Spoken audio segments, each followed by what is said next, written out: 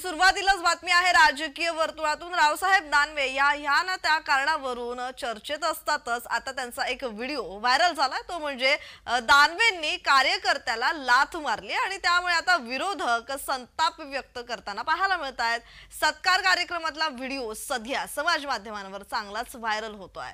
माजी मंत्री आणि भाजपा नेते रावसाहेब दानवे आणि शिंदेच्या शिवसेनेचे उमेदवार अर्जुन खोतकर यांच्यात दिलजमाई झाली आहे आणि या दरम्यान दोन्ही नेत्यांनी एकत्र फोटो काढला होता आणि या फोटो दरम्यान एक कार्यकर्ता दानवेंच्या शेजारीच उभा होता आणि त्यामुळे फोटोत हा कार्यकर्ता येऊ नये यासाठी दानवेंनी त्याला बाजूला करण्यासाठी लाथ मारल्याचा आरोप होतोय आणि या संदर्भातला व्हिडिओ देखील मोठ्या प्रमाणात समाज माध्यमावर व्हायरल झाला होता। तसेच विरोधकांनी हा मुद्दा उचलून धरत दानवे आणि भाजपावर टीकास्त्र डागलंय।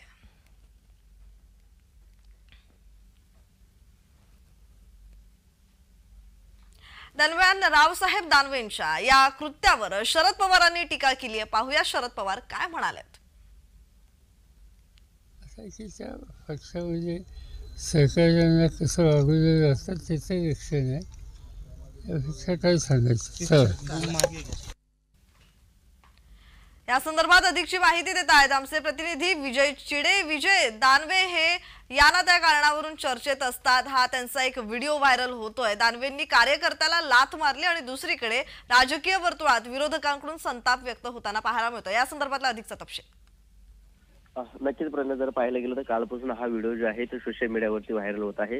अर्जुन खोतकर जे आहेत ते शिवसेनेचे उमेदवार आहेत, त्यांना शुभेच्छा देण्यासाठी रावसाहेब दानवे देखील त्या ठिकाणी भेटले होते।